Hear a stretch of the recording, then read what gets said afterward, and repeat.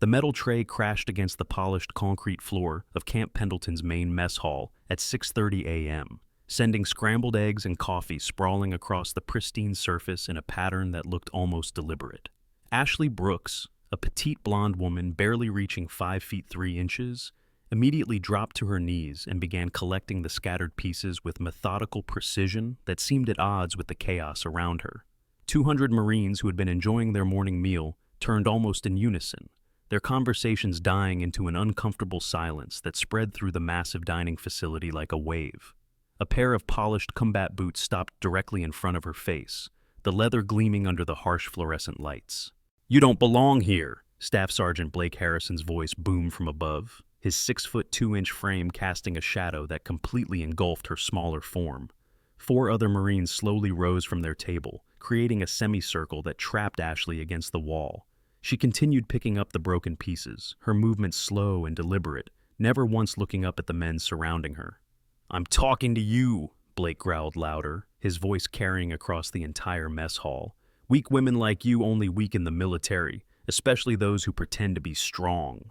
The air conditioning hummed in the background, the only sound breaking the absolute silence that had fallen over the room. Ashley stood up slowly, her 5'3" frame barely reaching Blake's shoulder.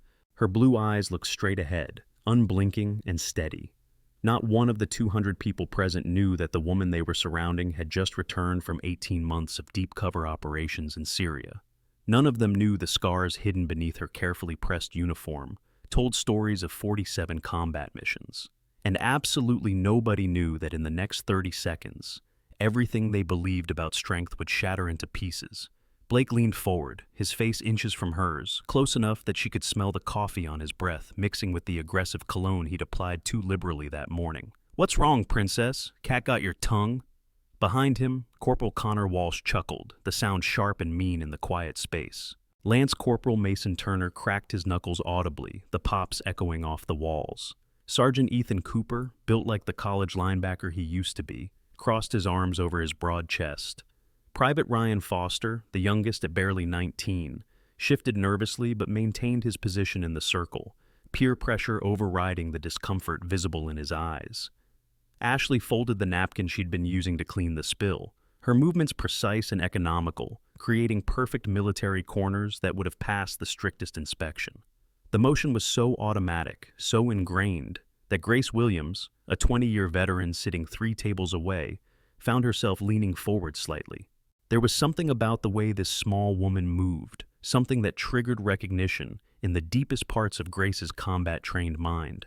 Blake's patience was wearing thin. His face reddened as Ashley continued to ignore him, methodically cleaning the mess as if 5 large Marines weren't surrounding her with obvious hostile intent. "Listen here, you little..." He reached out and shoved her shoulder, not hard enough to knock her down, but with enough force to make his point. Ashley's body absorbed the impact without moving, her muscles tensing in a way that spoke of years of training, though she made no aggressive movement in response. "Maybe she's deaf," Connor suggested with a nasty laugh, "or just too stupid to understand English." He moved closer, deliberately invading her personal space in a way designed to intimidate. Ashley's eyes tracked to the 6 exits in the mess hall, cataloging distances and obstacles in less than 2 seconds. A calculation so fast and practiced that her gaze never seemed to leave the floor. Her breathing remained steady, controlled in a way that combat veterans would recognize as someone preparing for action while maintaining the appearance of calm. If you're watching from a military base or know someone who serves, drop your location in the comments. These stories of hidden warriors walking among us need to be heard. Subscribe now and hit the notification bell, because what happens next will change everything you thought you knew about strength and courage in uniform. Colonel Daniel Mitchell entered the mess hall at that moment, his morning inspection routine bringing him to check on the troops' breakfast service. He took in the scene with a glance, 5 Marines surrounding 1 small female service member, the hostile body language unmistakable. But something made him pause rather than immediately intervene. Maybe it was the way the woman stood, perfectly balanced despite being surrounded. Maybe it was the complete lack of fear in her posture. Or maybe it was the way several veterans in the room were watching with expressions that suggested they sensed something the younger Marines had missed. "Look at her," Mason sneered, his voice dripping with contempt. "Probably got through basic training on some diversity quota. Bet she can't even do 10 real push-ups. He looked around at his buddies for approval, finding eager nods from most of them. Ryan Foster's nod came a beat late, his discomfort growing, but his need to fit in still winning the internal battle. Ashley's response was to simply step around Blake and walk toward the serving counter to dispose of the damaged tray. The movement was fluid, almost dance-like in its efficiency, her body sliding through the gap between Blake and Connor with millimeters to spare on either side. It should have been impossible given the tight space, but she made it look effortless. Blake's hand shot out to grab her arm, but she shifted slightly, and his fingers closed on empty air. "Don't you walk away from me," Blake snarled, his embarrassment fueling his anger. The entire mess hall was watching now, phones beginning to appear in hands as some Marines sensed this confrontation was escalating beyond normal military hazing. Hannah Morgan, a civilian contractor who worked in the base's administrative offices, had her finger poised over the security call button on her phone, her instinct screaming that this situation was about to explode. Ashley set the damaged tray in the collection area and turned back to face her harassers. For the first time, she spoke, her voice so quiet that people had to strain to hear it. "May I leave, Staff Sergeant?" The words were perfectly respectful, following exact military protocol, but something in her tone made Grace Williams sit up straighter. There was steel under that soft voice, the kind that came from absolute confidence rather than mere training. "May I leave?" Mason mocked in a high-pitched voice, drawing laughs from Connor and Ethan. Listen to her trying to sound all proper. Bet she memorized the whole manual because she knew she'd need to hide behind regulations. The insult was designed to sting, to provoke a response that would justify escalating their harassment. It was a tactic as old as military service itself. Push someone until they snapped, then claim they were unstable or unfit for duty. Military operations rely on more than physical strength, and elite operators understand this better than anyone. The encrypted tactical smartphones they carry maintain secure communications, even in civilian environments, featuring military-grade encryption, satellite connectivity, and emergency beacon capabilities.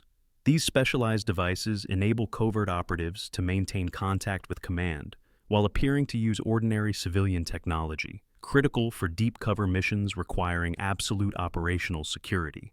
Ashley's phone, tucked carefully in her pocket, was exactly such a device, though it looked like any other smartphone to casual observation. "You know what?" Ethan stepped forward, his former athlete's confidence radiating from every movement. "I bet you don't even know how to field strip a weapon. They probably gave you a desk job because you couldn't handle real military training." He pulled out his phone and set it to timer mode. "Tell you what, Princess, there's an M4 in the training room next door. If you can field strip it in under 15 seconds, we'll leave you alone. But when you fail, you admit you don't belong here and request a transfer to something more suitable, like the kitchen staff." The challenge hung in the air like a thrown gauntlet. Every Marine in the room knew that 15 seconds was the standard for field stripping an M4 carbine. It was a respectable time that most infantry Marines could achieve with practice.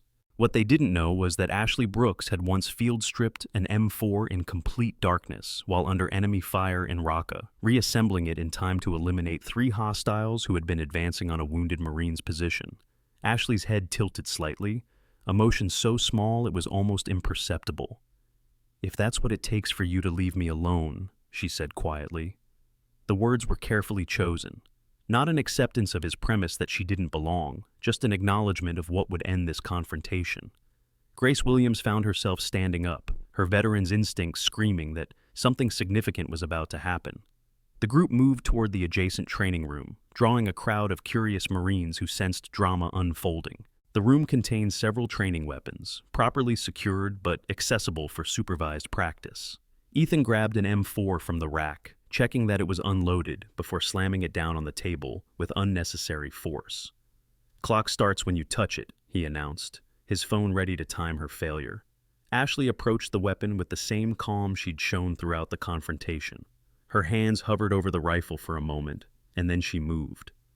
The watching Marines had expected fumbling, hesitation, perhaps some basic competence if she'd paid attention during training. What they saw instead was something entirely different. Her hands became a blur of precise motion, each movement flowing into the next, with a fluidity that spoke of countless hours of practice, under conditions far more stressful than a training room.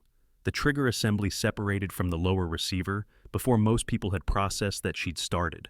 The bolt carrier group was out and placed precisely on the table while Marines were still blinking in surprise. The barrel and handguard separated from the upper receiver with a smooth motion that looked almost gentle despite its speed. Every piece was laid out in perfect order, ready for reassembly, and Ashley's hands were already reaching for the first component to put it back together. The timer on Ethan's phone read 4.3 seconds when she began reassembly. By 6.8 seconds, the weapon was completely reassembled. By 8 seconds, she had performed a functions check and set the weapon back on the table with the same calm precision she'd shown throughout. The room was absolutely silent, except for the hum of the air conditioning and the distant sounds of the base waking up for the morning's activities. "Holy cow," someone whispered from the back of the crowd. "That's not just good. That's Special Forces level." The comment rippled through the watching Marines like an electric current. Ethan stared at his phone as if it had betrayed him, the numbers refusing to change no matter how hard he looked at them. 8 seconds total, nearly half the time he'd challenged her to meet. Blake's face had gone from red to nearly purple with rage and embarrassment. "So, you can play with weapons. Big deal. Probably spent all your time practicing instead of doing real military work." The accusation was weak, and everyone knew it. The level of muscle memory Ashley had just displayed didn't come from practicing in safe conditions. It came from living with your weapon, from depending on it for survival, from knowing that the difference between 8 seconds and 15 seconds might be the difference between life and death. Colonel Mitchell had moved closer during the demonstration, his experienced eye cataloging details that the younger Marines might miss. The way Ashley's stance had shifted when she touched the weapon, moving from passive to perfectly balanced for combat. The slight wear patterns on her hands that came from thousands of hours of weapons handling. The small scar on her left palm that looked suspiciously like a defensive wound from a knife fight. He pulled out his phone and began typing a query into a secure database, his suspicions growing with each passing second. "Anyone can learn tricks," Connor said, but his voice lacked its earlier confidence. "Doesn't mean she belongs in combat arms. Probably never even seen real action." The comment was meant to salvage some dignity from the situation, but it rang hollow after what they'd just witnessed. Several Marines in the crowd were already pulling out their phones, not to record, but to text friends about what they'd just seen. The story would be all over the base within an hour. Ashley turned to leave again, maintaining her strategy of minimal engagement, but Blake moved to block her path. His embarrassment had transformed into something darker, more dangerous. "We're not done here," he growled. "Just because you can perform some tricks doesn't mean anything. You still don't belong here. Women make the military weak, and you're proof of that, hiding behind regulations and putting on little shows instead of being real warriors." The insult was calculated to wound, aimed at every female service member who had ever been told they were diversity hires or quota fillers rather than legitimate warriors.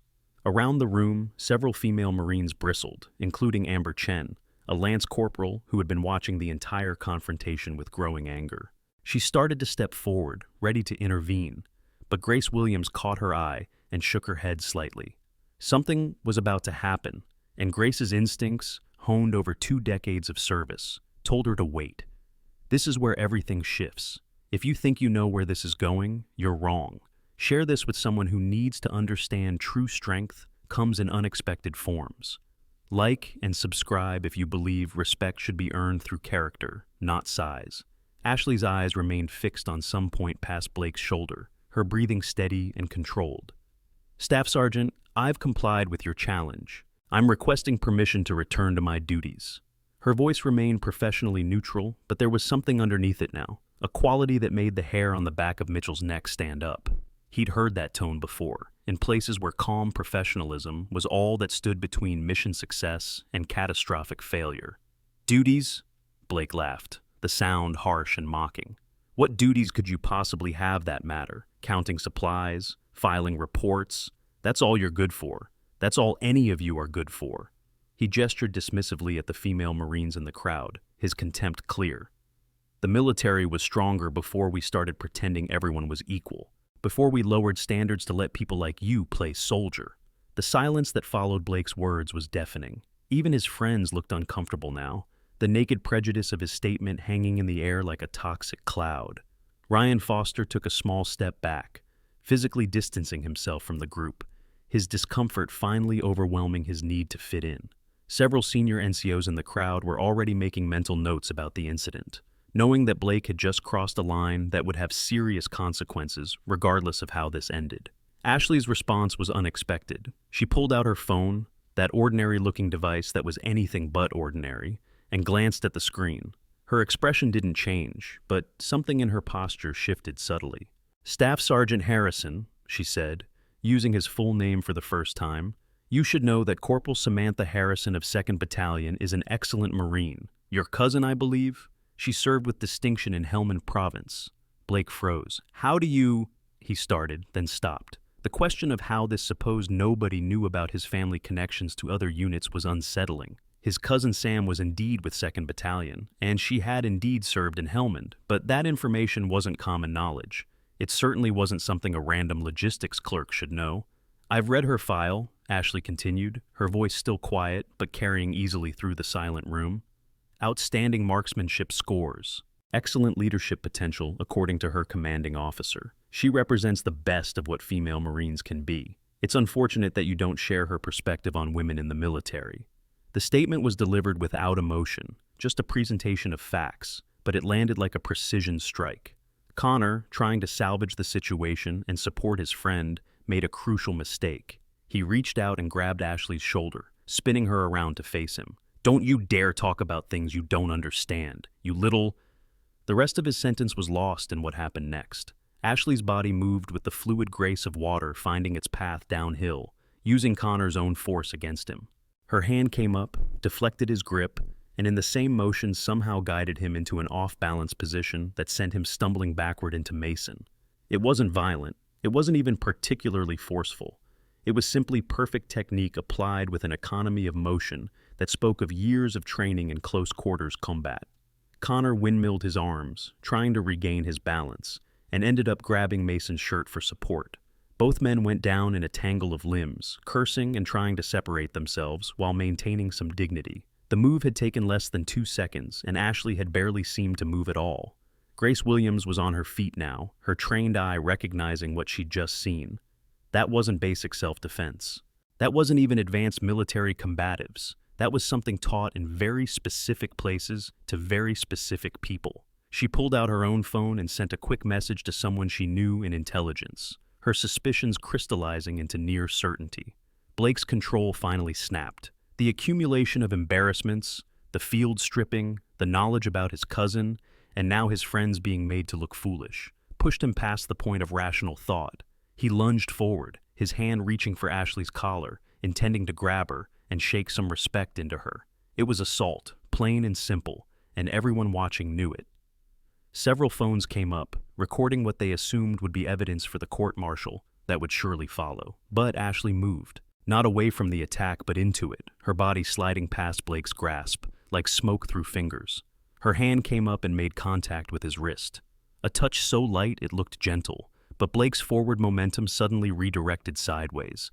His feet tangled, his balance completely destroyed by that feather-light deflection, and he crashed into a table with enough force to knock over several chairs. The noise was tremendous in the quiet room, metal scraping against concrete in a cacophony that made several people wince. Blake scrambled to his feet, his face now beyond red and approaching purple with rage and humiliation. "You little—" He charged again, this time with his fist pulled back, ready to throw a punch that would end this confrontation decisively. The watching Marines gasped, knowing that striking another service member would mean the end of Blake's career, but he was beyond caring. His fist drove forward with all the power his 6'2" frame could generate, aimed directly at Ashley's face. The impact never came. Ashley shifted minutely, Blake's fist passing so close to her cheek that it stirred the few loose strands of her blonde hair. In the same motion, her hand came up and made contact with specific points on Blake's extended arm. To observers, it looked like she barely touched him, but Blake's entire body went rigid for a moment before his arm dropped uselessly to his side. He staggered backward, his arm hanging limp, his eyes wide with shock, and something that looked very much like fear. "That's a nerve strike," Grace announced to the room, her voice cutting through the shocked silence. "Delta Force teaches that. Navy SEALs teach that, but they sure as hell don't teach that in basic training." All eyes turned to Ashley, who stood exactly where she'd been, not even breathing hard despite having just disabled a man nearly twice her size without apparent effort. Special operations veterans qualify for exclusive insurance programs that understand their unique medical needs and service-related conditions.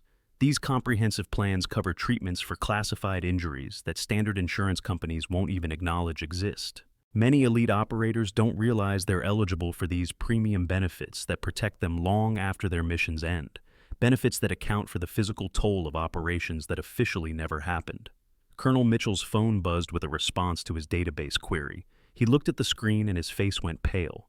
The record for Petty Officer 3rd Class Ashley Brooks showed standard logistics training, nothing unusual. But there was a flag on the file, a small notation that most people wouldn't notice or understand. It indicated that this record had been sanitized, that the real service record was classified at a level so high that even Mitchell's considerable clearance couldn't access it.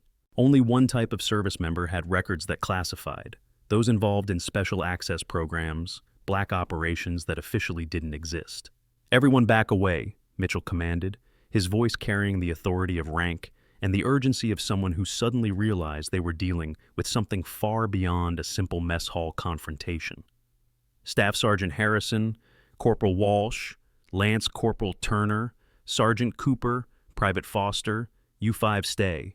Everyone else return to your duties, now. The crowd began to disperse, though reluctantly. Everyone could sense that something significant had happened, though most weren't quite sure what.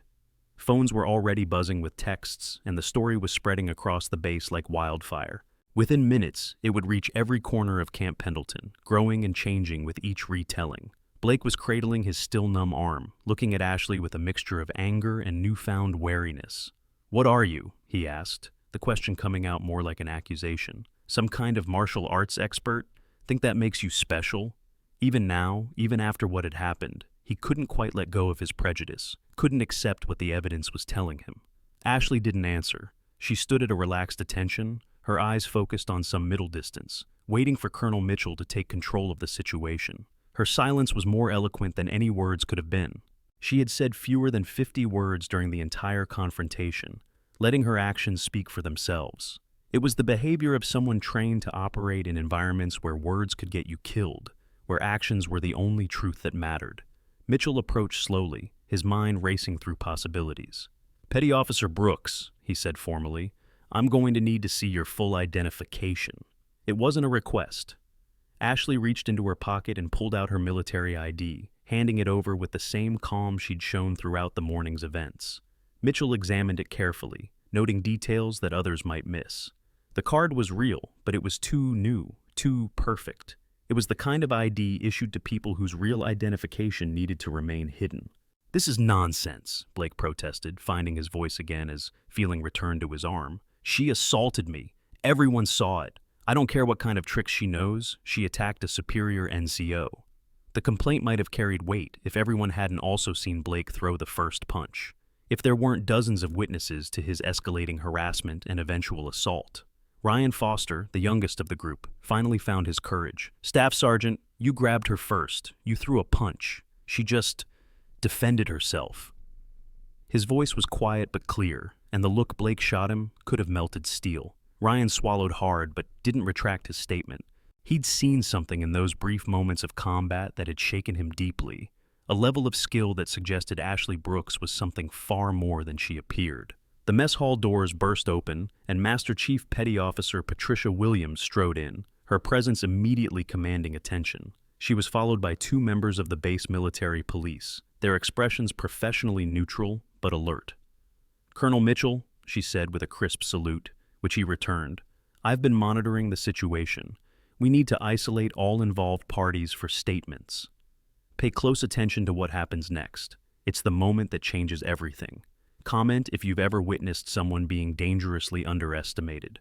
Subscribe now, because in the next few minutes, you'll witness one of the most shocking military revelations ever captured." "Master Chief," Mitchell said, "we have a situation that may be above both our pay grades. I need you to contact NCIS and—" He was interrupted by the mess hall doors opening again. This time, the person who entered made everyone in the room snap to attention instantly. Admiral Isaac Richardson, commander of naval operations for the Pacific Fleet, walked in wearing his service dress blues, the ribbons on his chest telling a story of 30 years of distinguished service. "At ease," the Admiral said, though his tone suggested anything but ease. His eyes swept the room, taking in the scene with the practiced assessment of someone who had seen plenty of confrontations in his career. His gaze lingered on Ashley for a moment, something flickering in his expression that might have been recognition. "Colonel Mitchell, report." Mitchell quickly summarized the morning's events, professional and concise despite his own uncertainty about what exactly had transpired. The Admiral listened without interruption, though his jaw tightened noticeably when Mitchell described Blake's comments about women in the military and his attempted assault. When Mitchell finished, as Richardson turned to Ashley, who remained at attention despite his earlier command to be at ease. "Petty Officer Brooks," the Admiral said, his voice carrying a weight that made everyone lean in slightly. "Or should I say Lieutenant Commander Brooks?" The revelation hit the room like a thunderbolt. Lieutenant Commander was 04, a rank that took most officers 10 to 12 years to achieve. It was impossible for someone who looked as young as Ashley to hold that rank unless she had been commissioned under special circumstances, fast-tracked through programs reserved for exceptional personnel. Blake actually staggered backward a step. That's impossible. She's listed as a petty officer. She's just logistics." His voice trailed off as the implications sank in. If Ashley was actually a lieutenant commander operating under a cover identity, then she wasn't just special forces. She was something beyond that, something that required the kind of deep cover that only the most classified operations demanded. The Admiral's next words shattered what remained of everyone's assumptions. "Gentlemen, you've just witnessed a demonstration by one of the Navy's most decorated special operators.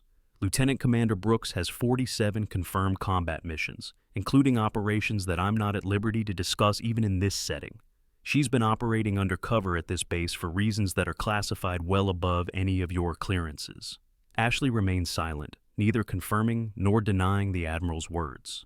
Her expression hadn't changed throughout the revelation, maintaining the same calm professionalism she'd shown while being harassed and attacked. It was the expression of someone who had faced far worse than angry Marines and survived things that most people couldn't imagine. Connor's legs seemed to give out, and he sat down heavily on a nearby bench. Mason stood frozen, his mouth slightly open in shock. Ethan was staring at Ashley like she had suddenly transformed into something alien and incomprehensible. Ryan Foster looked like he might be sick. But it was Blake's reaction that was most dramatic. His face had gone from purple to dead white, the blood draining away as the full magnitude of what he'd done crashed over him. "Sir," Blake stammered, we didn't know." "She never said." The words tumbled out incoherently as his brain tried to process the fact that he had just attempted to assault someone who outranked him by several pay grades, someone who was apparently one of the Navy's elite warriors, someone who could have killed him with her bare hands, but had chosen to simply disable him instead.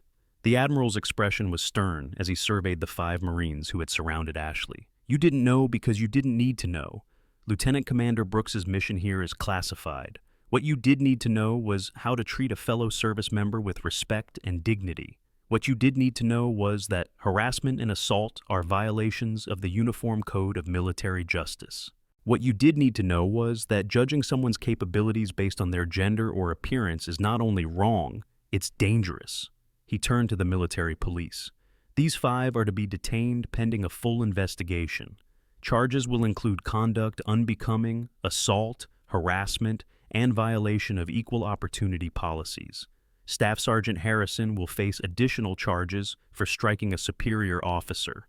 The MPs moved forward, beginning to read the 5 Marines their rights. Blake looked like his world was ending, which in many ways it was. A court-martial for these charges would almost certainly end his military career. But then Ashley spoke, her voice cutting through the tension. "Admiral Richardson, sir. Permission to speak freely?" The Admiral nodded, curiosity flickering in his eyes. Ashley turned to face the 5 detained Marines. "These men made a serious error in judgment, but I don't believe it was malicious. It was ignorance. With your permission, sir, I'd like to recommend remedial training rather than court-martial. They can learn from this and become better Marines, or we can end their careers here. I believe in redemption through education." The room was silent for a long moment. Blake stared at Ashley in complete shock. She had every right to see him buried under the UCMJ, to end his career in disgrace. but instead she was advocating for mercy. It was a gesture so unexpected, so at odds with what he would have done in her place, that he couldn't process it. Admiral Richardson studied Ashley for a moment, then nodded slowly. "Your recommendation will be taken into consideration, Lieutenant Commander. However, there will be consequences. These 5 will face non-judicial punishment, reduction in rank for Staff Sergeant Harrison, and mandatory participation in a year-long equality and respect program. They will also provide written apologies to every female service member on this base." He paused, his gaze boring into each of the 5 Marines. "Consider yourselves fortunate that Lieutenant Commander Brooks has more grace than you showed her. Former Special Forces operators pursue advanced certifications through specialized online academies designed by veterans who understand the unique skills these warriors possess. These programs, created by former Delta and SEAL instructors, offer strategic planning and crisis management credentials that translate elite military capabilities into qualifications recognized by private security firms and Fortune 500 companies worldwide, providing career paths that honor their service while building new futures." Grace Williams approached Ashley as the MPs were leading the 5 Marines away. "Ma'am," she said with deep respect, "I knew there was something different about you the moment you folded that napkin. 20 years in the Corps, and I've never seen anyone move like you do. It's an honor." Ashley nodded slightly, acknowledging the recognition from one warrior to another. Colonel Mitchell cleared his throat. "Lieutenant Commander, I need to ask, why maintain the cover? Why not reveal yourself when they first confronted you?" It was a reasonable question. Ashley could have ended the confrontation immediately by revealing her rank and status. Instead, she had endured harassment and assault while maintaining her cover identity. Ashley's answer was simple but profound. "Because, Colonel, warriors don't advertise their strength. They demonstrate it when necessary. And because my mission here isn't complete, there are 3 individuals on this base selling classified information to foreign actors. This morning's confrontation didn't interfere with that mission, so there was no reason to break cover until Admiral Richardson made it necessary." The revelation that Ashley was conducting a counterintelligence operation on the base sent another shockwave through the room. Mitchell's mind raced, thinking about all the classified information that passed through Camp Pendleton, all the sensitive operations that could be compromised by insider threats. "The 3 individuals," he asked carefully, "have they been identified?" "As of 10 minutes ago, yes," Ashley replied, glancing at her phone. "Base security should be taking them into custody right now. The confrontation this morning actually helped. One of them was watching and sent a message to his handler about a situation in the mess hall. That message allowed us to trace the communication chain and identify all 3. She paused, looking at where Blake had been standing. Staff Sergeant Harrison's actions, misguided as they were, actually helped complete a mission that's been ongoing for 6 months. The irony wasn't lost on anyone. Blake's harassment of Ashley had inadvertently helped her complete a critical counterintelligence operation. It was a complexity that perfectly illustrated how wrong he had been about her capabilities and value to the military. If this story gave you chills, wait for tomorrow's revelation. Subscribe and click the bell to join our community of 2 million viewers who appreciate real military valor. Share this story. Someone needs to see what real warriors look like today. Admiral Richardson pulled Ashley aside for a private conversation, while the others began to process the morning's events. "Ghost 7, he said quietly, using a call sign that made Ashley's eyes widen slightly. "I didn't expect to see you here. Last I heard, you were somewhere in Syria, doing things that don't officially exist." "That mission concluded 6 weeks ago, sir," Ashley replied. "This assignment was supposed to be a quiet counterintelligence operation. Identify the leaks, plug them, and move on to the next mission." She paused, looking at where the 5 Marines had been led away. "I didn't expect this complication." "Few people expect you, Commander," Richardson said with something that might have been pride. "That's what makes you so effective. But I have to ask, why show mercy to those men? After what they did, what they said, no one would blame you for wanting the maximum punishment." Ashley was quiet for a moment, considering her answer. When she spoke, her voice carried the weight of experience far beyond her apparent years. "Because, Admiral, I've seen what real enemies look like. I've faced people who wanted to kill me and everyone I care about. Those Marines aren't enemies. They're ignorant, prejudiced, and need education. But they're not evil. Staff Sergeant Harrison has a cousin who's a female Marine. Somewhere inside, he knows the truth about women's capabilities. He just needs help finding it. Richardson nodded slowly. You saved my son's life in Raqqa, he said suddenly, the words seeming to surprise even him. He doesn't know it was you specifically, but I do. Ghost 7, the operator who eliminated 14 hostiles to extract a trapped SEAL team. That was you. Ashley's expression softened slightly, the first real emotion she'd shown all morning. He's a good operator, sir. It was an honor to assist. The understatement was massive. The operation Richardson referenced had been a nightmare scenario, a SEAL team pinned down by superior forces with no air support available. Ashley had infiltrated the enemy position alone, eliminated over a dozen fighters in complete silence, and created an extraction route that saved 8 American lives. There's something else, Richardson said, pulling out a sealed envelope from his jacket. New orders, effective immediately. Ashley took the envelope, breaking the seal and scanning the contents quickly. Her expression didn't change, but Richardson saw her shoulders straighten slightly. Iran? She asked quietly. 16 of our people are missing, Richardson confirmed. Presumed captured. The Iranians are denying everything, but intelligence suggests they're being held in a facility near Kermanshah. It's a ghost unit operation. Completely black, completely deniable. You leave tonight, Ashley nodded, folding the orders and tucking them away. I'll need to wrap up the counterintelligence operation here first. Give statements for the morning's incident. 2 hours should be sufficient. The casual way she discussed transitioning from a counterintelligence operation to a high-risk rescue mission in hostile territory spoke volumes about her operational tempo. Around them, the mess hall was slowly returning to normal operations, though the morning's events would be discussed for months to come. Amber Chen, the female Marine who had almost intervened earlier, approached hesitantly. Ma'am, she said to Ashley, I just wanted to say thank you for showing them, for showing everyone. I've been told I don't belong here so many times I started to believe it. But watching you, it reminds me why I joined.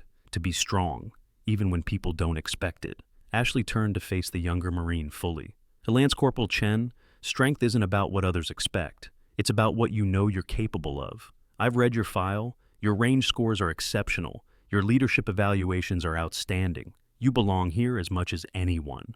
She paused, then added something that made Chen's eyes widen. When I get back from my next assignment, I'm starting a training program for female Marines interested in special operations. I'll be looking for candidates with your qualifications. The possibility of special operations training, especially under someone like Ashley, was beyond anything Chen had dreamed possible. I'll be ready, ma'am, she said with fierce determination. As Ashley prepared to leave the mess hall, she found Blake Harrison waiting by the door, flanked by 2 MPs who were clearly keeping a close eye on him. His face was a mixture of shame, confusion, and something that might have been desperation. Ma'am, he said, the title clearly difficult for him to voice. I need to know something. My cousin, Sam, you knew about her. You knew things about her service that I don't even know. Why? Ashley studied him for a moment, seeming to weigh how much to reveal.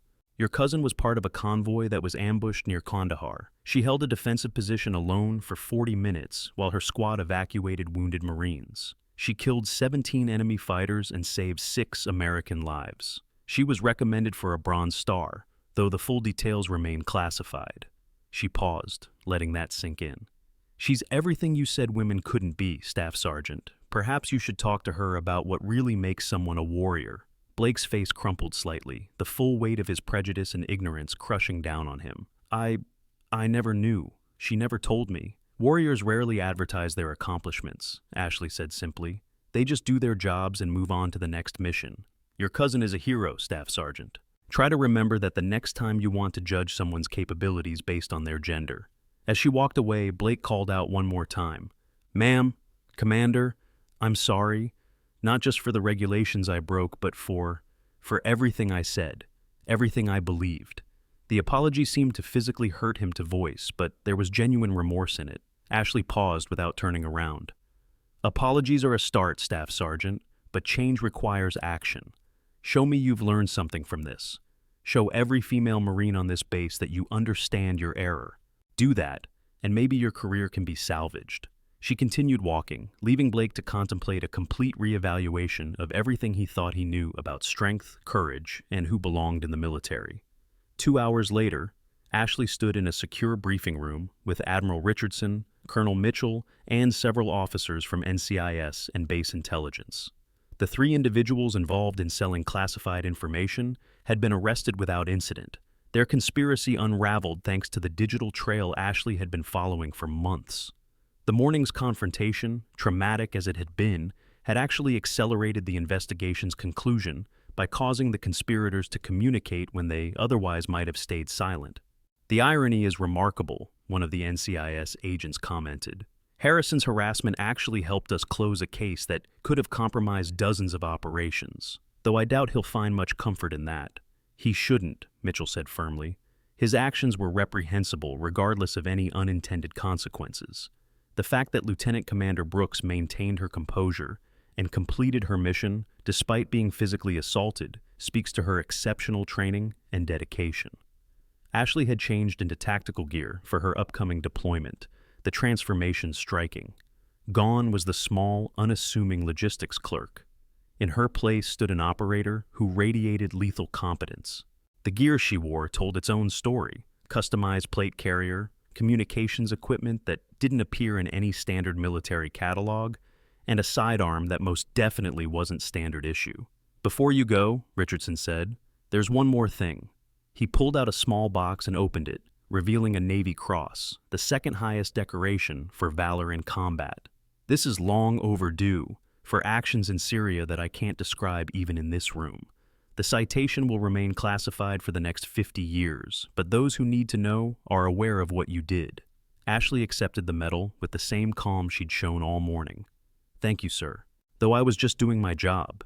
"Your job," Richardson said with a slight smile, "seems to involve saving lives, stopping espionage, and educating ignorant Marines about equality, all before lunch. That's quite a job description." There was a knock on the door, and Master Chief Williams entered. "Commander Brooks, your transport is ready. The team is assembled and waiting." The casual reference to a team waiting for Ashley's leadership drove home once again that she was far more than she appeared. As Ashley prepared to leave for her mission in Iran, she turned back to the assembled officers. "Gentlemen, what happened this morning was unfortunate but educational. Those 5 Marines learned something important about assumptions and prejudice. But more importantly, every person who witnessed it learned that strength comes in many forms. That's a lesson worth some bruised egos and wounded pride." She paused at the door, looking back one final time. "Oh, and Colonel Mitchell, you might want to check on Lance Corporal Chen. She has the potential for special operations if properly guided. Sometimes the warriors we need are hiding in plain sight, just waiting for someone to recognize their potential." As she disappeared down the corridor, heading toward a black helicopter that would take her to a mission few people would ever know about, the officer stood in contemplative silence. The morning had started with what seemed like a simple case of harassment and had revealed one of the military's most closely guarded secrets, that some of its most effective warriors were the ones nobody expected.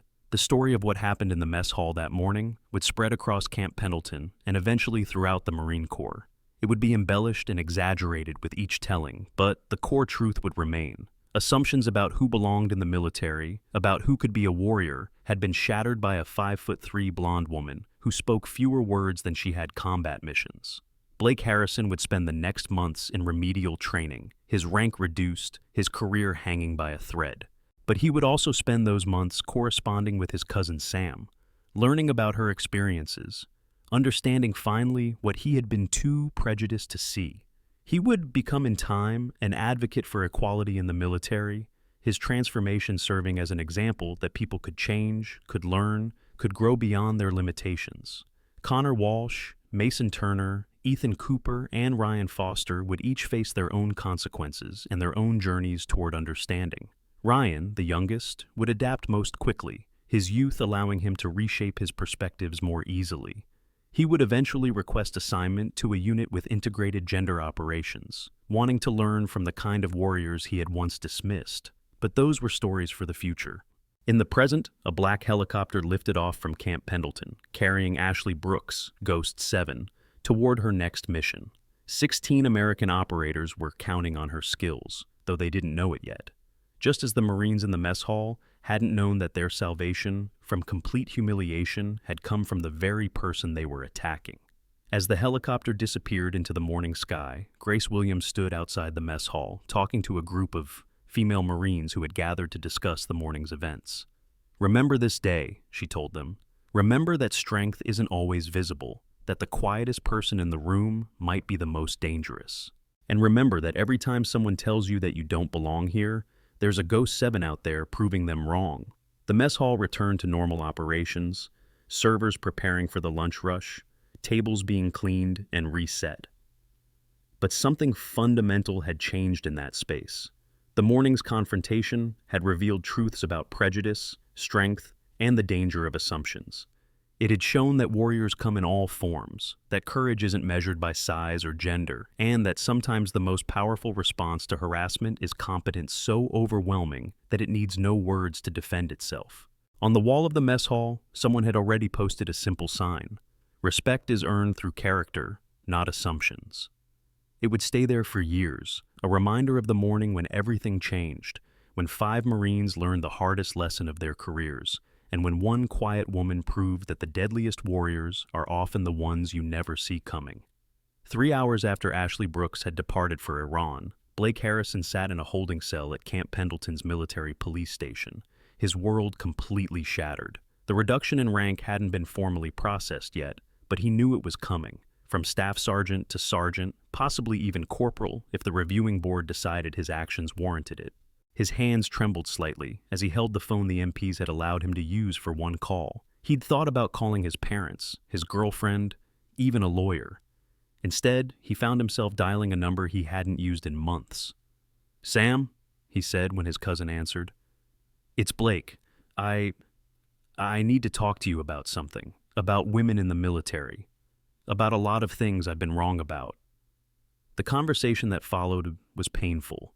Samantha Harrison listened as Blake recounted the morning's events, his voice breaking when he described attacking someone who had shown him nothing but professional courtesy despite his harassment. When he finished, Sam was quiet for a long moment before speaking. "You know, Blake, I never told you about Kandahar because I knew how you'd react. You would have dismissed it, said I was exaggerating, or worse, that I was taking credit for something the men in my unit did." Her voice carried disappointment, but also a weary familiarity. "You've been telling me I don't belong in the Corps since the day I enlisted. Maybe now you'll finally listen." She told him the story then, the one Ashley had referenced. The convoy ambush, the 40 minutes of hell when she held a position alone while wounded Marines were evacuated. What she didn't tell Blake, what she couldn't tell him because she didn't know, was that a ghost operator had been providing overwatch during those 40 minutes. Ashley Brooks, operating under deep cover in the area, had eliminated 6 enemy fighters who had been flanking Sam's position. Without that invisible support, Samantha Harrison would have been overrun. It was one of dozens of operations where Ghost 7 had saved American lives without anyone knowing she was there. Colonel Mitchell stood in his office, reading the initial reports from the counterintelligence operation Ashley had been running. 3 civilian contractors with high-level clearances had been selling technical specifications for new communications equipment to Chinese intelligence services. The damage could have been catastrophic if the breach hadn't been discovered. The fact that Ashley had maintained her cover while being physically assaulted, completing the mission despite extraordinary personal pressure, spoke to a level of professional dedication that humbled him. His phone rang, and he found himself speaking with General Patricia Anderson from Marine Corps headquarters. "Colonel, I have been briefed on this morning's incident. Lieutenant Commander Brooks's restraint was remarkable, but I'm more concerned about the culture that allowed 5 Marines to think that behavior was acceptable." Mitchell chose his words carefully. "Ma'am, we're implementing immediate reforms. Mandatory training for all personnel, with special emphasis on respect and equality. The 5 Marines involved are facing significant consequences, but Lieutenant Commander Brooks advocated for rehabilitation rather than career termination." "She would," Anderson said with something that might have been admiration. "I've read her full file, Colonel, the parts you can't see. That woman has saved more American lives than most people could imagine, and she's never asked for recognition. The fact that she's advocating for the men who attacked her says everything about her character." Meanwhile, Connor Walsh sat in a separate holding area, his mind reeling from the morning's revelations. He kept replaying the moment when Ashley had redirected his grab, the effortless way she'd sent him stumbling. He'd been in plenty of fights, considered himself tough, but she had handled him like he was a child throwing a tantrum. The skill level required for that kind of precise control was staggering. Mason Turner was in the cell next to him, unusually quiet. Mason was typically the loudest voice in any room, quick with a joke or an insult, but he had barely spoken since the MPs had brought them in. Finally, he said, "Connor, we really screwed up, didn't we? I mean, really, catastrophically screwed up." "She could have killed us," Connor replied, his voice hollow. "You saw what she did to Blake's arm with just a touch. If she'd wanted to really hurt us—" He trailed off, unable to finish the thought. The realization that Ashley had shown them mercy they hadn't deserved was eating at him. Ethan Cooper, the former athlete, was doing push-ups in his cell, trying to burn off the nervous energy coursing through him. Physical activity had always been his way of processing stress, but no amount of exercise could ease the shame he felt. He'd challenged someone to a weapons test, thinking he was exposing a fraud. Instead, he'd witnessed a level of expertise that made his own abilities look amateur. 8 seconds to field strip and reassemble an M4. He'd watched the video someone had posted online, slowing it down to try to understand her technique. Even in slow motion, her hands moved with a precision that seemed almost supernatural. Ryan Foster, at 19 the youngest of the group, sat on his bunk with his head in his hands. He'd known it was wrong from the beginning, had felt it in his gut, but he had gone along with it anyway. The peer pressure, the need to fit in with the older Marines, had overridden his better judgment. Now he was facing the end of his military career before it had really begun, all because he'd been too weak to stand up for what he knew was right. A guard approached their cells. "You've got a visitor," he announced, leading them to a secure conference room. They expected a lawyer, maybe someone from the Judge Advocate General's office. Instead, they found Master Chief Iris Taylor, a woman with 30 years of Marine Corps service and a reputation that made even hardened veterans nervous. "Sit," she commanded, and they sat. She studied each of them in turn, her expression giving away nothing. "I've been assigned to oversee your remedial training, assuming the review board accepts Lieutenant Commander Brooks's recommendation for rehabilitation instead of court-martial. Before I decide whether you're worth my time, I want to hear from each of you. What did you learn this morning?" Blake spoke first, his voice rough. "I've learned that I've been wrong about everything. About women in the military, about what strength looks like, about who deserves respect. I've been disrespecting heroes like my cousin because of my own ignorance and prejudice." "Pretty words," Taylor said flatly. "But words are easy. Connor Walsh, what about you?" Connor swallowed hard. "I learned that going along with something you know is wrong makes you just as guilty as the person leading it. I saw a woman being harassed, and instead of stopping it, I joined in. That makes me a coward." Taylor nodded slightly, then turned to Mason. "Turner, I learned that making jokes and mocking people isn't harmless fun," Mason said quietly. "It's violence with words instead of fists. And I learned that the person I was mocking could have destroyed me without breaking a sweat, but chose not to." "Cooper," Taylor's gaze shifted to Ethan. "I learned that I've been confusing physical size with capability," Ethan admitted. "I thought because I was bigger and stronger, I was better. But Lieutenant Commander Brooks showed me that skill and training matter more than raw strength. She's probably 5'3", and she handled all 5 of us like we were nothing." Finally, Taylor looked at Ryan. "Foster, you're the youngest. What's your excuse?" Ryan met her gaze, though it took effort. "I don't have one, Master Chief. I knew it was wrong, and I did it anyway because I wanted to fit in. That's not an excuse, it's just the truth. I failed the most basic test of integrity." Taylor was quiet for a long moment, then pulled out a tablet and showed them a video. It was grainy, obviously from a surveillance camera, but the scene was clear enough. A marketplace somewhere in the Middle East, civilians running in panic as explosions rocked the area. In the chaos, a figure in local clothing moved against the tide of fleeing people, heading toward the danger. The figure reached a group of wounded Marines who were pinned down by sniper fire, their position hopeless. What happened next was almost too fast to follow. The figure produced a rifle from beneath flowing robes and proceeded to eliminate multiple threat positions with precise shots. Then, still under fire, the person began treating the wounded Marines, applying tourniquets and pressure bandages with expert efficiency. When a rescue convoy arrived, the figure helped load the wounded before disappearing into the crowd. "That was Lieutenant Commander Brooks," Taylor said quietly. "Syria, 18 months ago. Those Marines never knew who saved them. She was maintaining her cover and couldn't reveal herself, so she just did what needed doing and vanished. One of those Marines was Lance Corporal Timothy Harrison." She looked directly at Blake. "Your cousin Sam's little brother. Blake felt like he had been punched in the stomach. His younger cousin Timothy had been wounded in Syria, had come home with stories of miraculous survival, of someone appearing from nowhere to save his squad. That someone had been the woman Blake had attacked that morning. She knew who you were the moment you confronted her, Taylor continued. She recognized your name, made the connection. She could have destroyed you just by revealing that information. Instead, she tried to deflect, to de-escalate, to give you every opportunity to walk away. Even after you attacked her, she advocated for your rehabilitation instead of prosecution. That, gentlemen, is what real strength looks like. The room was silent for several minutes as the 5 Marines absorbed this information. Finally, Taylor stood. Your remedial training begins tomorrow at 0400 hours. It will last 1 year. You will learn about every woman who has served with distinction in combat roles. You will study the history of integration in the military. You will volunteer at events supporting female veterans. And you will write personal apologies to every female service member on this base. The first one goes to Lieutenant Commander Brooks, though she probably won't read it until she returns from saving more lives you'll never know about. As they were led back to their cells, Blake asked the guard, "Is there any word on Lieutenant Commander Brooks's current mission?" The guard shook his head. "That's so far above my clearance, I don't even know what I don't know. But from what I hear, when Ghost 7 deploys, things that seem impossible become possible." 8,000 miles away, Ashley Brooks lay prone on a rocky outcrop overlooking a fortified compound near Kermanshah, Iran. The 16 American operators inside had been captured during a reconnaissance mission gone wrong, though officially they were never there. The Iranian government was denying holding any Americans, which meant traditional diplomatic channels were useless.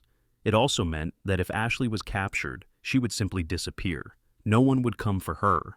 Through her scope, she counted guards, memorized patrol patterns, identified weak points in the compound's defenses. She had been in position for 6 hours, unmoving despite the scorching heat and the scorpions that occasionally investigated her still form. This was what she had trained for, what she excelled at, becoming invisible, becoming part of the landscape, until the moment came to strike. Her earpiece crackled softly. "Ghost 7, this is Overwatch. Satellite confirms 16 signatures in the eastern building. Guards change shift in 43 minutes. That's your window." Ashley clicked her mic twice in acknowledgement. 43 minutes to infiltrate a heavily guarded compound, locate and free 16 operators, and extract them without starting an international incident. For most people, it would be impossible. For Ghost 7, it was Tuesday. Back at Camp Pendleton, the afternoon had brought a flood of activity. The story of the morning's confrontation had spread across social media, with various videos capturing different angles of the incident. The base public affairs office was being inundated with media requests, though they were saying nothing beyond confirming that an incident had occurred and was under investigation. Grace Williams found herself in the unusual position of being interviewed by Captain Julia Santos from the base newspaper. "You were there," Santos said. "You saw the whole thing. What really happened?" Grace chose her words carefully. "What I saw was a professional soldier maintaining her composure under extreme harassment and physical assault.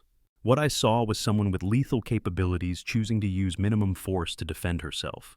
What I saw was the difference between a warrior and a bully." "Can you elaborate on the skill level you witnessed?" Santos pressed. Grace thought about how to explain what she'd seen to someone who might not have the context to understand it. "Captain, I've been in the Corps for 20 years. I've trained with Force Recon, with MARSOC, with some of the best warriors our military produces.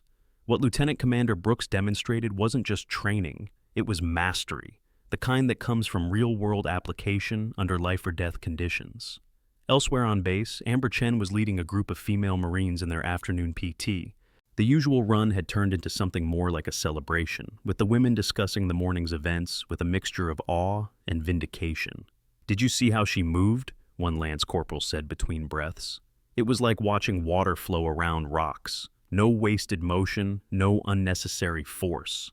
What got me was the silence," another added. "She barely said 50 words the whole time. Just let her actions speak for themselves." Amber increased the pace slightly, her own thoughts racing. The possibility of special operations training under someone like Ashley Brooks was beyond her wildest dreams. She had always been told that women couldn't handle the physical demands of special operations, that they would be a liability in combat. But Brooks had just proven that with the right training and determination, women could not only meet those demands, but exceed them. In the base commander's office, Colonel Mitchell was in another video conference, this time with representatives from the Pentagon. The incident had attracted attention at the highest levels, not just because of what had happened, but because of who Ashley Brooks really was. Colonel, a general whose name Mitchell didn't recognize, said from the screen, "Lieutenant Commander Brooks is a strategic asset. Her work in Syria alone saved dozens of American lives and prevented 3 major terrorist attacks."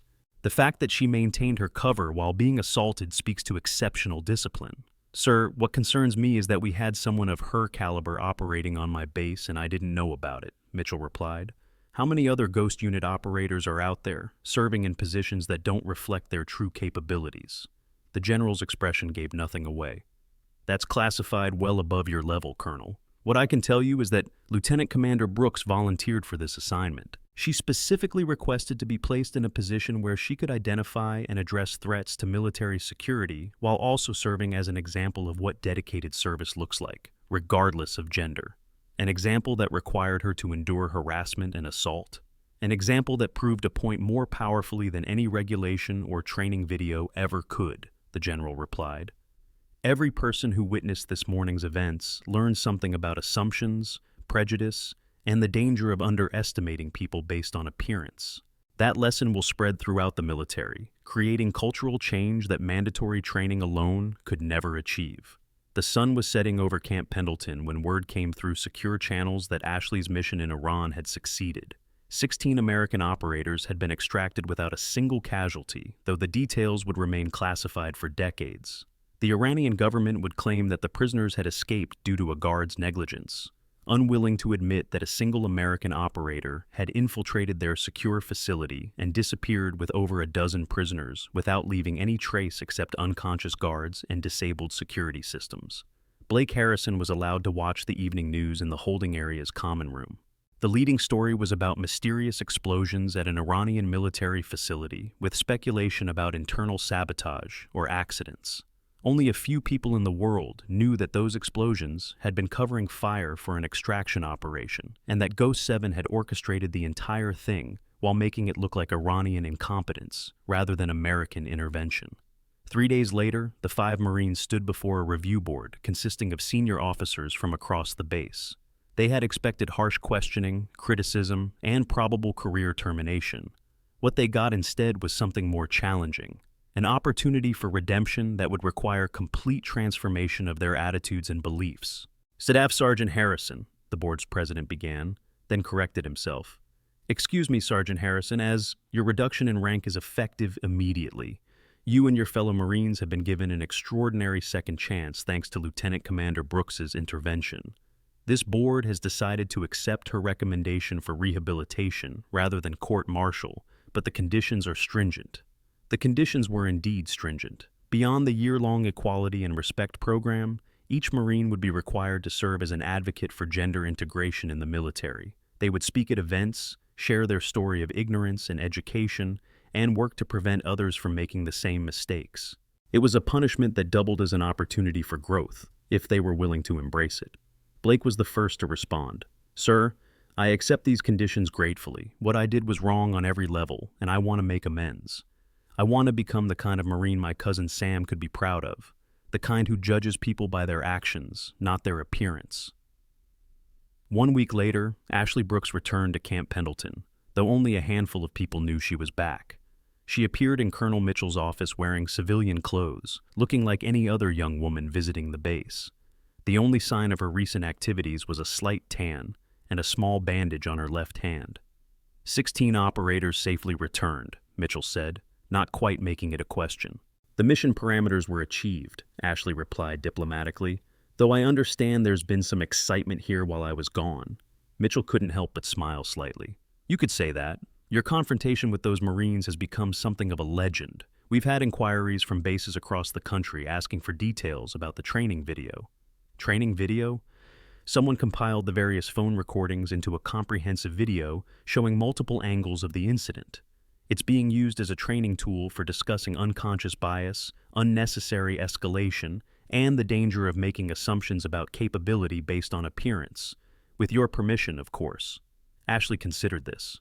As long as my current assignment isn't compromised, I have no objection, though I'd prefer the focus be on the lessons learned rather than the individuals involved. Speaking of your assignment, Mitchell said, the 3 individuals you identified have been thoroughly debriefed. The intelligence leak has been plugged, and we've implemented new security protocols based on your recommendations. Your mission here is technically complete.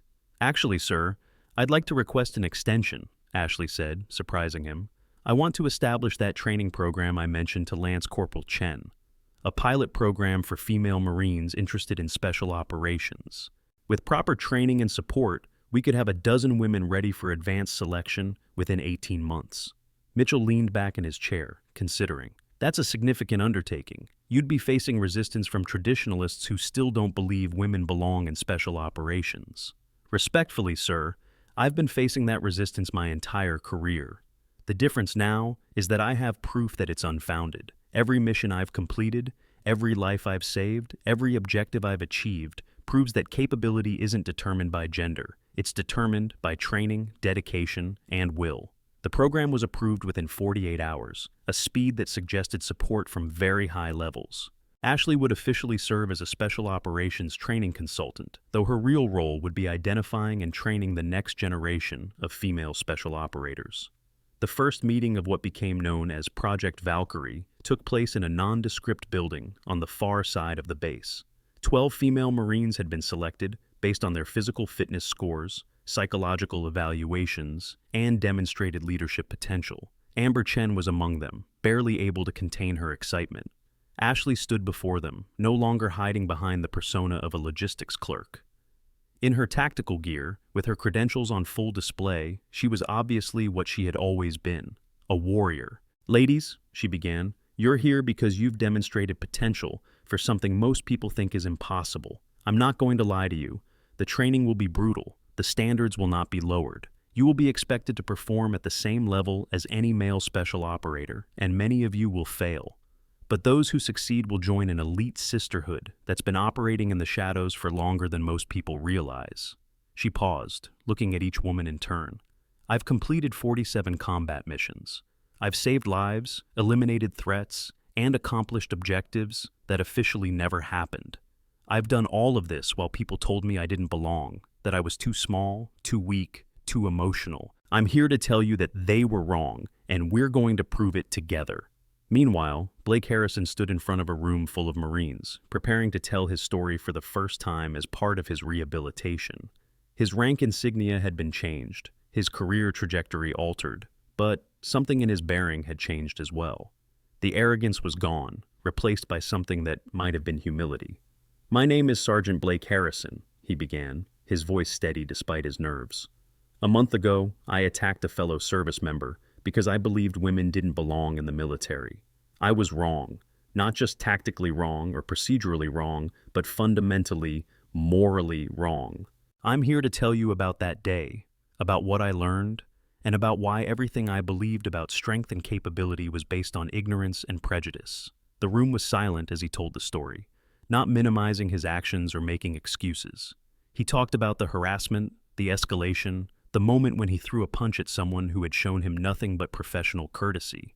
He talked about discovering that his victim was actually a decorated special operator who could have killed him but chose not to. Most importantly, he talked about learning that she had saved his cousin's life, both Sam and her brother Timothy, without ever seeking recognition. Lieutenant Commander Brooks taught me something that day, Blake concluded. Real warriors don't advertise as their strength. They don't need to prove themselves through intimidation or harassment. They simply do their jobs, save lives, and move on to the next mission. I'm spending the next year learning to be the kind of Marine who understands that, who judges people by their actions rather than their appearance. I hope you'll learn from my mistakes rather than repeating them. Connor Walsh was undergoing his own transformation, working with female Marines in combat training exercises. His initial discomfort had given way to genuine respect as he watched them push through the same challenges he faced, often with additional obstacles he'd never considered. I never thought about the equipment, he admitted to Master Chief Taylor during one of their sessions. Everything is designed for male bodies. The packs, the armor, even the weapons. They have to work harder just to meet the same standards because nothing fits properly. Taylor nodded. and yet they do it anyway. They adapt, they overcome, they excel. All while people like you used to be tell them they don't belong. Starting to see the problem with that? Connor nodded, remembering how easily Ashley had redirected his attack. She could have hurt me badly, couldn't she? When I grabbed her, she could have broken my arm or worse. She could have killed you, Taylor said bluntly. The move she used to redirect you, with a slight variation, it becomes lethal.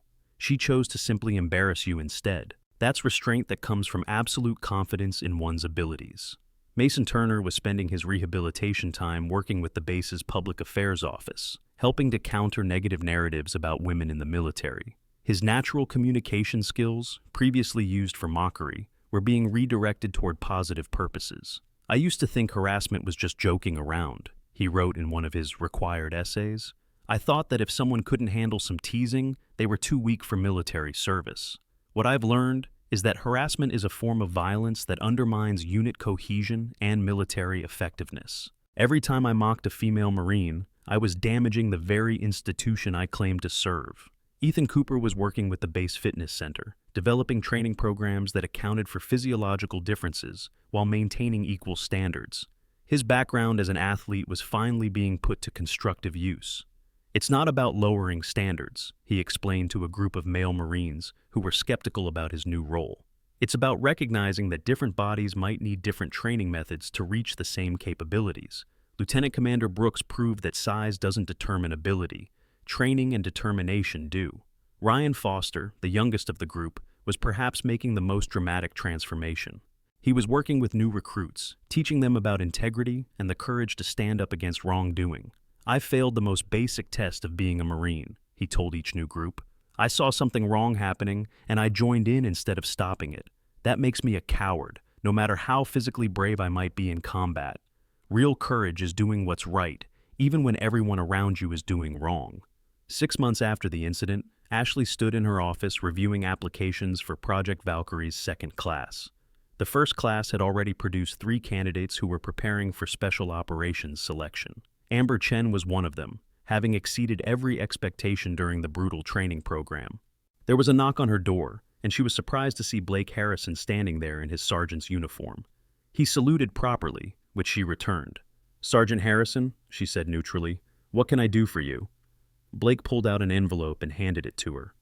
"Ma'am, I wanted to deliver this personally. It's a letter from my cousin Sam and her brother Timothy. They wanted to thank you for everything. Timothy especially. He never knew who saved his squad in Syria." Ashley took the envelope but didn't open it. "They don't owe me any thanks. I was doing my job." "With respect, ma'am, you did more than your job. You saved their lives while maintaining your cover, completed your mission despite being attacked, and then advocated for us even though we didn't deserve it. That's not just doing your job.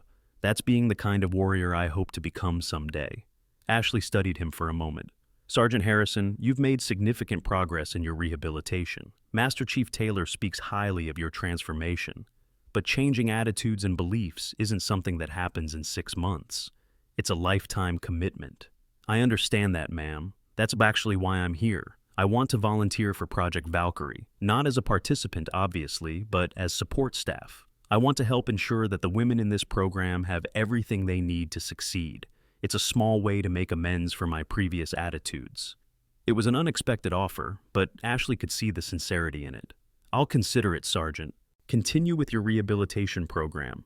If you maintain your current trajectory, we might have a role for you." After Blake left, Ashley opened the envelope. Inside were 2 letters, one from Sam and one from Timothy. Sam's was brief but heartfelt, thanking Ashley for saving her brother and for showing Blake what women in the military were truly capable of.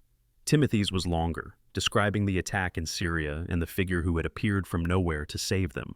"I never saw their face clearly," Timothy wrote, "but I knew they were a guardian angel. Now I know it was you. Thank you for my life, and thank you for teaching my cousin a lesson he desperately needed to learn." A year after the confrontation, Camp Pendleton hosted a ceremony that would have been unthinkable before. The first graduates of Project Valkyrie were being recognized for completing special operations preparatory training.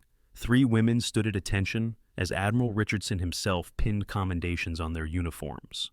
"These Marines," Richardson addressed the assembled crowd, "have proven that capability knows no gender. They've met and exceeded every standard, overcome every obstacle, and demonstrated the warrior spirit that defines our special operations community. They represent the future of American military brewer, diverse, capable, and absolutely lethal when necessary. Amber Chen stood proudly among them, having not just completed the training, but excelled in it. She would be attempting Navy SEAL selection in 2 weeks, following in Ashley's footsteps. The fact that a female Marine was attempting to become a SEAL would have been controversial a year ago. Now, after everything that had happened, it seemed not just possible, but inevitable. Blake Harrison was in the audience, now wearing sergeant stripes and serving as an assistant instructor for Project Valkyrie. His transformation from antagonist to advocate had become legendary on the base, an example that people could change, could learn, could grow beyond their limitations. Connor Walsh had become a trainer specializing in integrated combat techniques, teaching mixed-gender units how to maximize their diverse capabilities. Mason Turner was writing a book about his experience, planning to donate the proceeds to organizations supporting female veterans. Ethan Cooper had developed new fitness standards that were being adopted across the Marine Corps. Ryan Foster had become the youngest instructor in the base's leadership program, teaching about integrity and moral courage. Ashley watched from the back of the room, maintaining her preference for avoiding the spotlight. Her mission at Camp Pendleton was coming to an end. New orders had arrived that morning, another assignment that would take her to places that didn't officially exist to do things that would never be acknowledged. As the ceremony concluded, she slipped out quietly, but not unnoticed. Grace Williams caught up with her in the parking lot. "Leaving again?" Grace asked. "New assignment," Ashley confirmed. "But Project Valkyrie will continue. The foundation has been laid. Female warriors will have the opportunity to prove themselves, just as they always should have." Grace nodded. "You know, you've changed more than just those 5 Marines. You've changed the entire culture of this base, maybe the entire Corps. That's a hell of a legacy." Ashley looked back at the building, where the ceremony was still continuing. "The legacy isn't mine. It belongs to every woman who's been told she doesn't belong and proved them wrong anyway. I just happened to be the catalyst this time." As she drove off the base, Ashley's phone buzzed with a secure message. "Phantom protocol activated. Southeast Asia. 43 operators MIA. Ghost 7 required." She typed a simple response. En route. The story of what happened in the mess hall at Camp Pendleton had become military legend, told and retold at bases around the world. It was a story about assumptions and prejudice, about hidden strength and unexpected capability. Most importantly, it was a story about transformation, how 5 Marines who had embodied the worst of military culture had become advocates for the best of it. But for Ashley Brooks, Ghost 7, it was just another mission completed. There would be others, operators to rescue, threats to eliminate, lives to save. She would do it all in the shadows, without recognition or acclaim, because that's what warriors do. They don't advertise their strength. They simply demonstrate it when necessary, accomplish the mission, and move on to the next challenge. 2 years later, the first female Navy SEAL would graduate from Bud's training. Her name was Amber Chen, and she would credit her success to a morning when she watched a small blonde woman destroy the assumptions of 5 Marines without throwing a single punch in anger. The second female SEAL would graduate 6 months later, then 2 more the year after that. Project Valkyrie would eventually produce dozens of female special operators, each one proving that capability wasn't determined by gender, but by training, dedication, and will. The program would be studied and replicated across the military, changing the face of American special operations forever. Blake Harrison would retire as a master sergeant 20 years later, having spent his career advocating for equality and inclusion in the military. At his retirement ceremony, he would tell the story of the morning he attacked a hero and she saved his career anyway. He would talk about second chances, redemption, and the importance of learning from one's mistakes. Connor Walsh, Mason Turner, Ethan Cooper, and Ryan Foster would each have their own successful careers, forever changed by their encounter with Ghost 7. They would become leaders who judged people by their actions rather than their appearance, who understood that strength came in many forms. But Ashley Brooks, the woman who had changed everything, would remain in the shadows where she was most effective, saving lives, completing missions, proving every day that the deadliest warriors are often the ones you never see coming. Her legend would grow with each whispered story of impossible rescues and classified operations, though she would never confirm or deny any of them. On a beach in Coronado, California, a young woman in civilian clothes sat watching the sunset. Her phone buzzed with another message, another mission, another group of Americans who needed saving. She stood, brushed the sand from her clothes, and walked toward the parking lot where a nondescript sedan waited. As she drove away, a group of Navy SEAL candidates running on the beach noticed her and wondered who she was. One of them, a young woman struggling through Hell Week, would later swear that the stranger had nodded at her, a simple gesture of acknowledgement from one warrior to another. The instructor, a grizzled veteran of multiple combat deployments, noticed his candidates staring and followed their gaze. He recognized the walk, the awareness, the subtle indicators of someone who had seen and done things most people couldn't imagine. "Who was that?" one of the candidates asked. The instructor smiled slightly. "Nobody you need to know about. But if you make it through this training, if you earn your trident, maybe someday you'll understand. Real warriors don't need recognition. They don't need glory. They just need to know that when Americans are in trouble, they'll be ready to answer the call." 6 months later, those 5 Marines who had confronted Ashley in the mess hall would receive packages with no return address. Inside each was a simple challenge coin, the kind special operators exchanged to acknowledge respect and shared experience. On one side was the Navy SEAL trident. On the other, a simple inscription: "Strength is not always visible. Respect is always required." They would carry those coins for the rest of their lives, a reminder of the morning they learned what real strength looked like, and the woman who had taught them that the most powerful warriors are often the ones who choose not to fight. The mess hall at Camp Pendleton still bears that simple sign: respect is earned through character, not assumptions. It serves as a daily reminder that anyone walking through those doors might be more than they appear, that the quiet person serving coffee might be a decorated hero, and that true warriors prove their worth through actions, not words. And somewhere in the world, at this very moment, Ashley Brooks, Ghost 7, is completing another impossible mission, saving lives that will never know her name, proving once again that heroes don't always wear capes. Sometimes they wear logistic clerk uniforms and serve coffee while waiting for the moment when their true skills are needed. The transformation of Camp Pendleton's culture continued long after Ashley's departure. Monthly seminars on unconscious bias, integrated training exercises, and the ongoing success of Project Valkyrie graduates created an environment where capability was valued over appearance. The base became a model for military installations worldwide, proof that institutional change was possible when courage met opportunity. But the real legacy of that morning in the mess hall wasn't institutional, it was personal. 5 Marines who had embodied the worst of military prejudice had become champions of equality. A female Marine who had doubted her place in the Corps had become a Navy SEAL. And countless service members who had witnessed or heard about the confrontation had examined their own biases and chosen to change. In the end, Ashley Brooks had accomplished more with restraint and grace than she ever could have with violence. She had transformed enemies into advocates, turned prejudice into understanding, and proved that the most powerful victories are often the ones where no one truly loses, where everyone has the opportunity to learn, grow, and become better than they were. The story ends as it began, with Ashley Brooks serving quietly, professionally, without seeking recognition or acclaim.